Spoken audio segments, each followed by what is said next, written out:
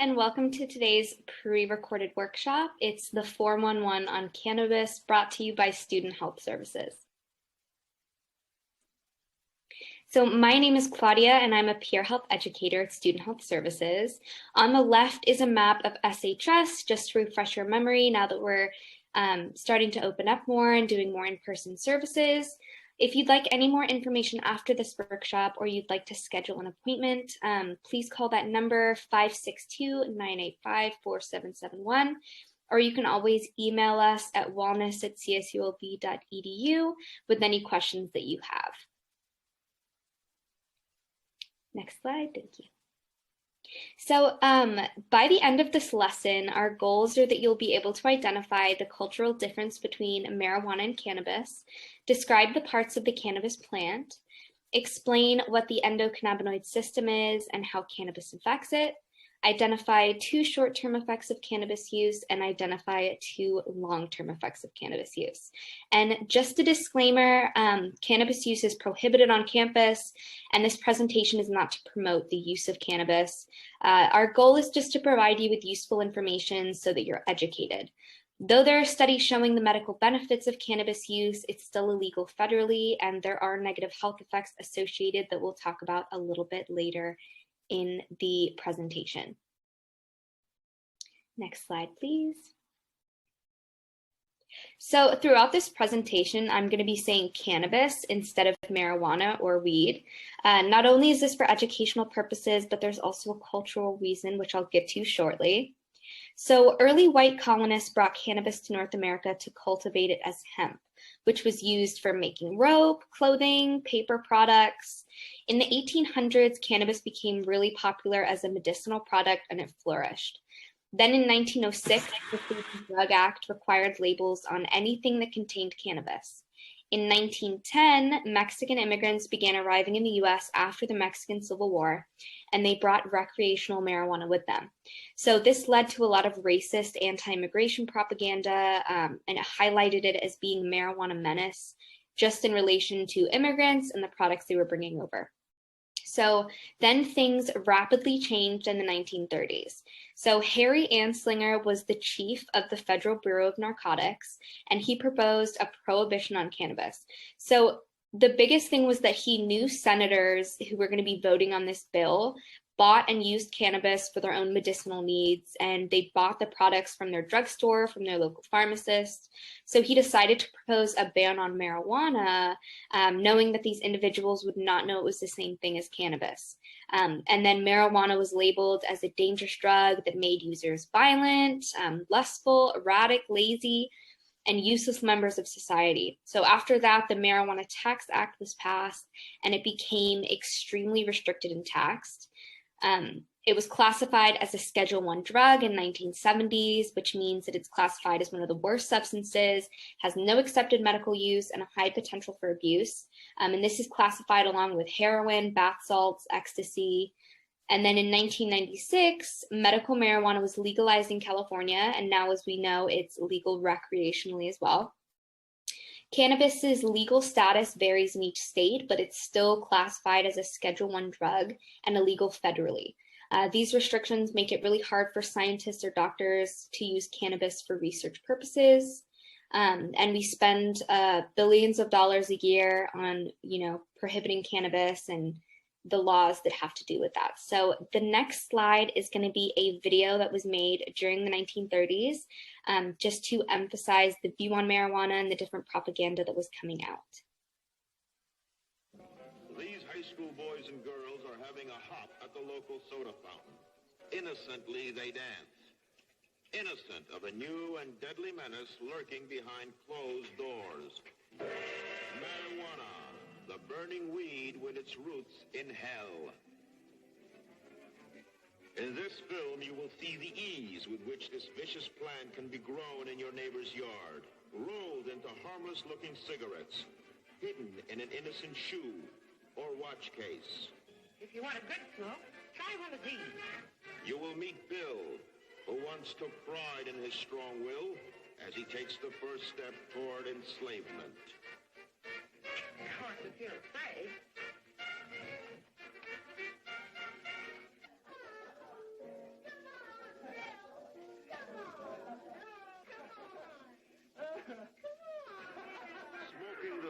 destroying reefer they find a moment's pleasure, but at a terrible price. Debauchery, violence, murder,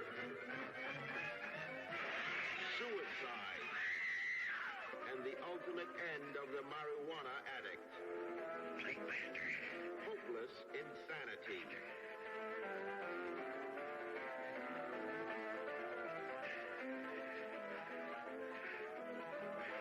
See this important film now, before it is too late.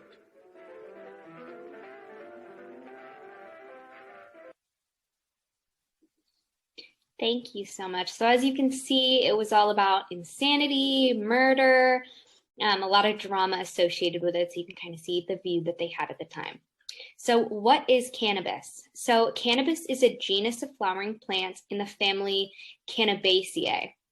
So the word cannabis refers to all the different plants and species within this family. The three most popular species are indica, sativa, and the ruderalis plant. So the leaf on the very top is what leaves from the indica plant look like. The leaf in the middle is from the sativa plant. And Cannabis ruderalis, the bottom leaf, it's also a short and stocky plant that produces really low levels of THC. So indica is known for having a sedating and relaxing effect on the whole body, while sativa is known for giving an uplifting and energetic high that you feel more mentally. So it's more of like a mental high, whereas sativa is more of a body high. Indica is more of a body high. The ruderalis plant has really low concentrations of CBD and THC, so it's not used for smoking, but it is crossbred with other plants because it has a different growth rate, so it's crossbred. But it's really important to note that most cannabis grown today are hybrids, so the indica sativa rule is not foolproof. There are also male and female plants. So the female plants produce flowers, also known as buds, which is what people smoke. And these buds contain a high percentage of cannabinoids, which we'll talk about in a little bit. The male plants are used for breeding, and the female plants have those flowers and buds that are cultivated and harvested. So when you hear about cannabis or marijuana, you may think about these leaves that we have on the slide, but it is the flowers or the buds that are harvested for consumption. Next slide. So let's talk about trichomes. So trichomes cover the stem, the leaves, and the flowers of the plant. They look like little hairs or crystals. So as you can see in that image where they've zoomed in, you can see those little trichomes. Trichomes are resin-producing glands, and they produce all the chemicals for the cannabis plant. So the sticky resin provides a natural defense against fungus, insects, and predators, and it also protects the plant from UV rays and sunlight. So trichomes produce chemicals that can be classified as cannabinoids and non-cannabinoids, and 500 different chemical compounds have been identified by scientists. So let's go ahead and talk about the non-cannabinoids produced by these trichomes. Thank you. So the non-cannabinoids produced by trichomes include terpenes and flavonoids. So many other plants also produce terpenes and flavonoids, so it's not just the cannabis plant. So terpenes control the smell and the aroma of a plant, and there are over 100 different kinds that have been identified. This is why cannabis buds are named after different foods or classified as having different notes like berry notes, citrus, woodsy. The different cannabis sellers have made like flavor wheels or charts to describe how the terpenes affect the product. So for example, the terpene limonene is also found in citrus rinds and peppermint, so it might cause a more elevating effect. Cannabis strains also contain a different percent of many different terpenes, so it's a combination of many of those different chemical compounds. With flavonoids, it affects the color, and that's also in a lot of different plants, flowers, and foods that we eat. So both of these non-cannabinoids are also found in a lot of different species. All right, let's talk about cannabinoids. Thank you. So there are 120 types of cannabinoids, but 2 of them are in really high concentrations in the cannabis plant, and those 2 are what provide the effects. So THC and CBD are cannabinoids produced by trichomes. THC is the primary psychoactive chemical. So THC affects perception, cognition, and behavior. It binds to the receptors in the brain and induces feelings of relaxation, euphoria, and sedation. It can cause impairments in spatial and verbal memory and cause paranoia, anxiety, increased appetite. Whereas CBD is psychoactive, but it's not intoxicating, so it doesn't have that high effect. CBD has been labeled for therapeutic and medical use, but it is still considered illegal if it's derived, it's considered legal if it's derived from the hemp plant and meets certain requirements. So if the CBD is sourced from marijuana, it's still considered a Schedule I drug. It's considered a hemp plant if the THC content is 0.3% or less. So as you can see, this is really confusing to know when it's going to be legal or illegal. So you just want to make sure that you're checking your state laws and you talk to the sellers that you're buying from. The chemical composition of THC and CBD are extremely similar, and I have the little chemical compounds up on the screen. But CBD actually inhibits THC reception in your brain. So this means that the higher the CBD content is in the product, the less high you're going to feel. So it's important that you're checking the THC percentage and CBD percentage on the products you're buying, and also talk to the dispensary owner about the dosing of it and effects. Because I know sometimes you'll buy it and you don't know the proper dosing of it. So you want to make sure that you're talking to the dispensary owner to make sure that you know what's in it and what the dosing is. All right, let's talk about the endocannabinoid system. So the endocannabinoid system. So the human body naturally possesses some cannabinoids through the endocannabinoid system. And these chemicals act in similar ways to neurotransmitters. So they send messages throughout the nervous system. These chemicals affect the brain, areas that play a role in memory, cognition, pain reception, thinking, concentration, movement, coordination, sensory and time perception, and also pleasure. So the receptors in the endocannabinoid system also react to THC and CBD.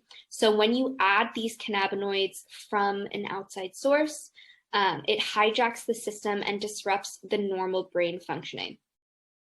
THC stimulates the receptors and signals the release of dopamine, which can cause feelings of pleasure. And then sensory perception is also affected. So colors may seem brighter, music may seem more vivid, and emotions may be heightened, or thoughts may seem more profound. So THC and CBD hijack the endocannabinoid system and bind to the receptors, again, that control memory, attention, balance, coordination, reaction time, and more. So on the next slide, we're going to show a video that kind of explains this a little bit better.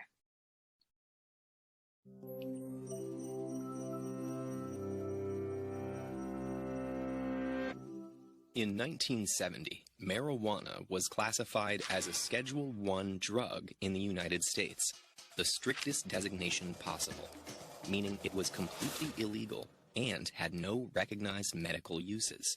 For decades, this view persisted and set back research on the drug's mechanisms and effects.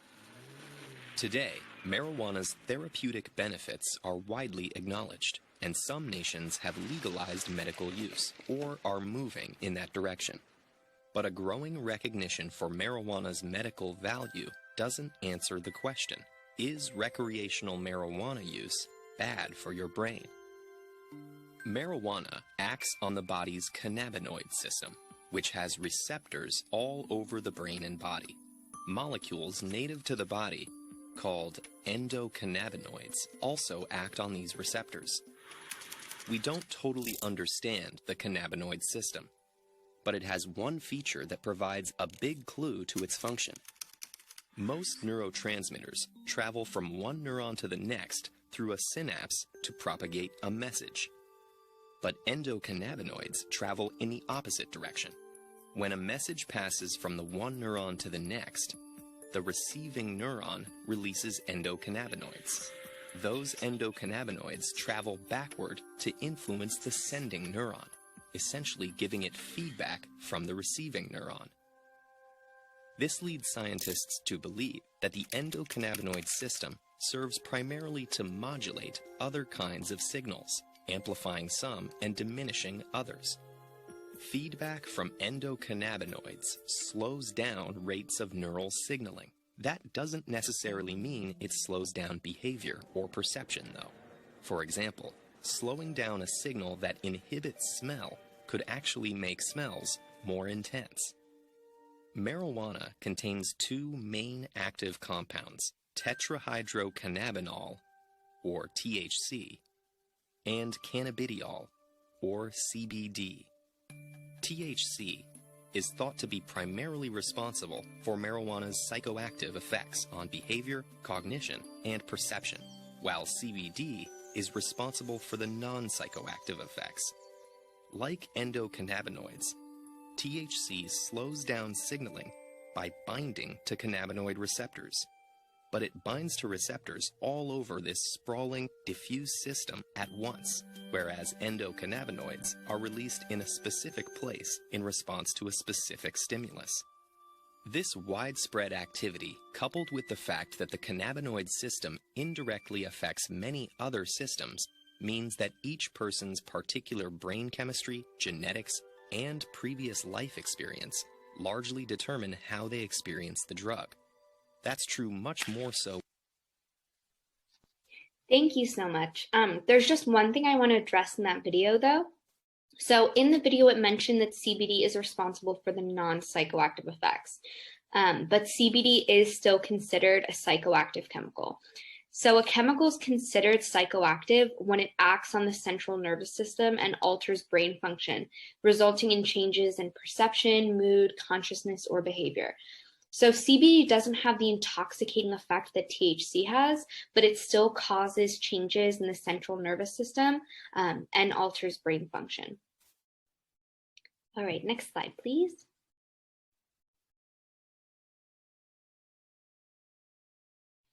So let's talk about the ways cannabis is consumed. So cannabis is consumed in many different ways, but heat is what links all the different methods. So that's why eating raw cannabis isn't going to get you high. The method of consumption affects how cannabis affects users.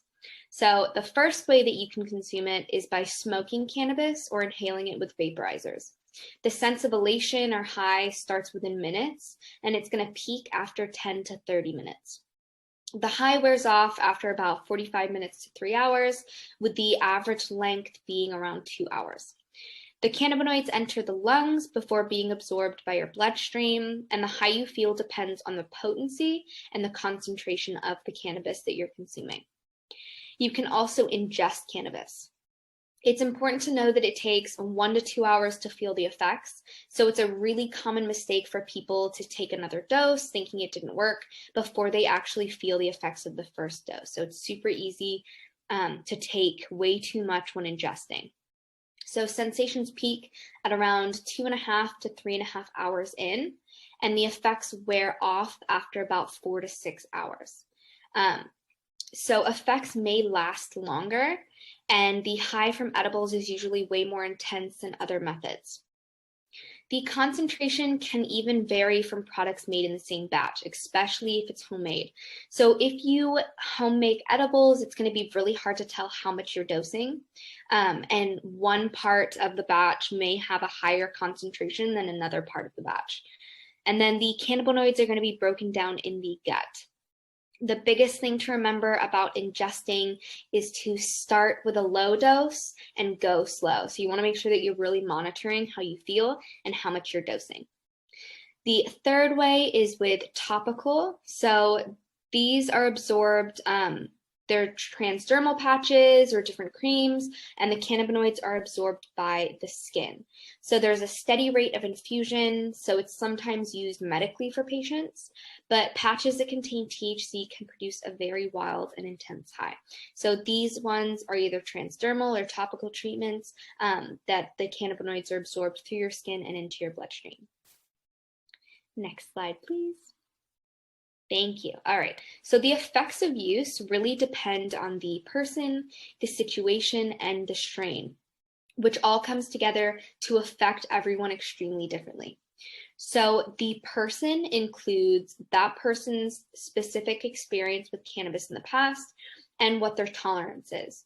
Some people have a very high tolerance and can consume a lot more cannabis, while others may have a really low tolerance and feel the effects really easily.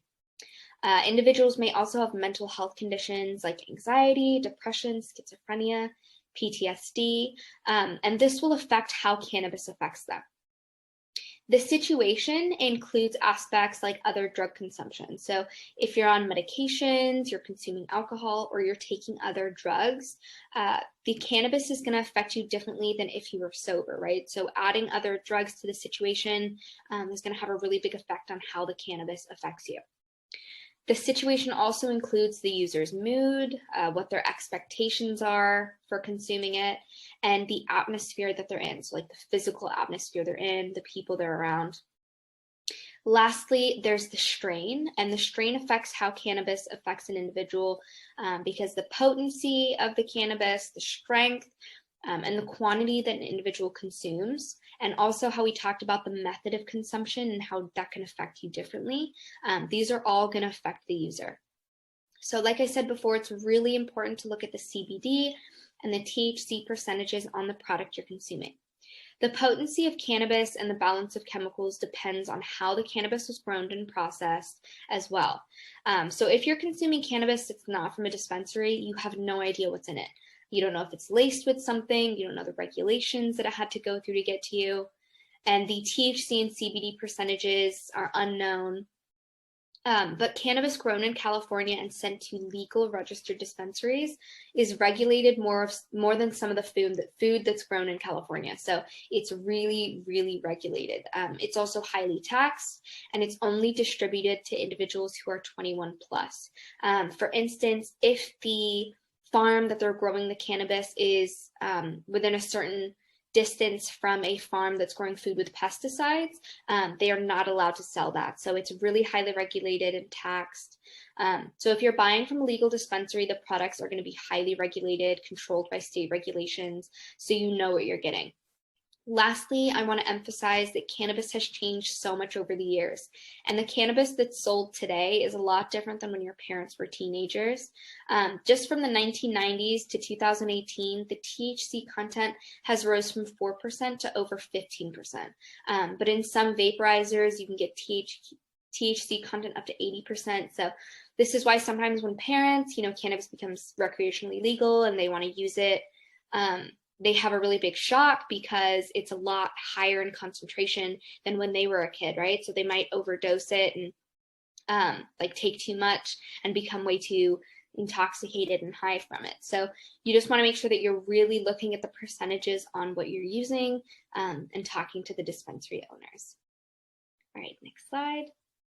So let's talk about the immediate or short-term effects and the long-term effects of cannabis use. So these short-term effects include feeling relaxed or drowsy, loss of coordination, loss of inhibitions, tiredness, anxiety, panic attacks, paranoia, even maybe psychosis, a dry mouth and throat, or known as cotton mouth, bloodshot eyes, and also the possibility of greening out. So greening out is when an individual becomes really sick, they may be nauseous and throw up, they become really dizzy and sweaty as well. And then another effect is increased appetite. The long-term effects of cannabis use include problems with memory and learning, dependence, decreased motivation and concentration, again, paranoia and psychosis, and an increased risk of respiratory problems. So our brains develop even through 25 years of age. So the younger a person is when they start frequently using cannabis, the more likely they are to have negative long-term effects. So the younger you start using it, your brain's not developed, you're at a higher risk for developing negative side effects. Also, a really big myth is that cannabis is natural, it's from the earth, so it's not as bad as smoking other products like tobacco or using vapes with nicotine. But smoking cannabis is linked to many of the same harmful risks that other smoking is, like lung disease, lung cancer, and respiratory problems. So anything that you're smoking is going to have an effect on your lungs. Next, we have the cannabis hypermuesis syndrome. And this is something that frequent cannabis users may experience, and it's repeated nausea, vomiting, and abdominal pain. So users feel these symptoms and treat it by using more cannabis, but then they're going to feel the symptoms again and the cannabis wears off. So it's this cycle where people are, vomiting, feel nauseous, so they smoke cannabis so that they can eat and not feel nauseous. And then when that wears off, they start to feel it again. So it's a really, really confusing and harmful cycle that people can get into. There also has never been a reported overdose from cannabis, but it can lead to psychotic episodes. It's also been reported that use during pregnancy is linked to low birth weight and developmental problems, and also breast milk can transfer the chemicals. So it's really important, just like not drinking alcohol when you're pregnant, you don't want to be smoking cannabis while you're pregnant or consuming it at all. All right, next slide. Thank you. All right, so let's talk about withdrawal and addiction. So withdrawal from cannabis can be uncomfortable, but it's not life-threatening. So the symptoms of withdrawal are irritability, mood changes, insomnia, cravings, decreased appetite, restlessness, anxiety, and general discomfort. So these symptoms peak in the first week after stopping use, but they can last longer than 2 weeks. I want you to look at the symptoms of withdrawal for a second. So some really big reasons why individuals use cannabis is sleep, to reduce their anxiety, to increase their appetite, right? So the consequences of stopping are also those symptoms of insomnia, anxiety, and decreased appetite.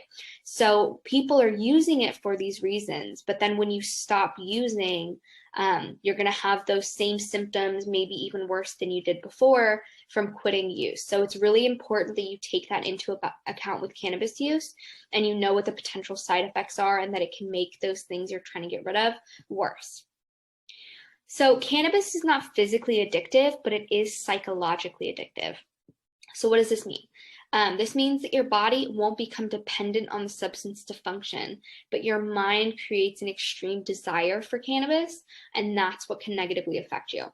This can even affect your sleep, your appetite, anxiety levels, and long-term use causes changes in the brain that can lead to problematic use or cannabis use disorder later on. So cannabis use disorder is marked by a really strong desire to take the drug, difficulties in controlling use, persisting in use despite harmful consequences it may be having on your academic life, your social life, when you give higher priority to the drug than anything else, a really increased tolerance, and then those physical withdrawal symptoms that we talked about.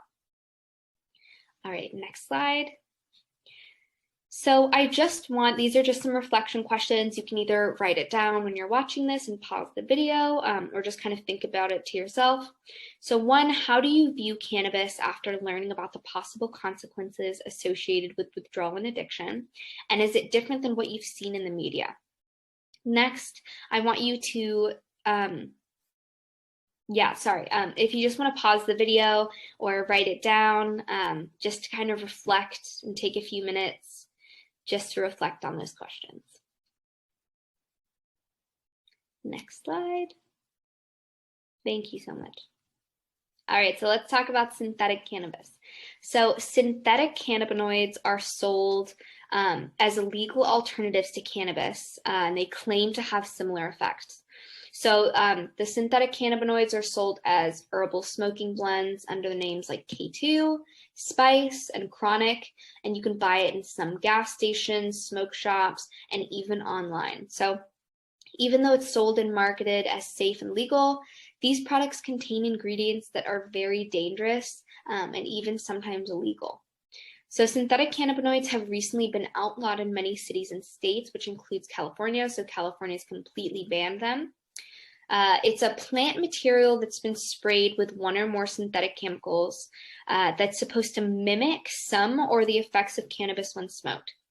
So this means that the product is neither natural or herbal, right? Because it's synthetic, it's not, it's plant material sprayed with synthetic material. So it's not natural or herbal. It's also stronger than traditional cannabis and poses greater risks. The contents of each package are not regulated. So the contents of each package are going to vary even if it's in the same brand. So it could vary by packaging.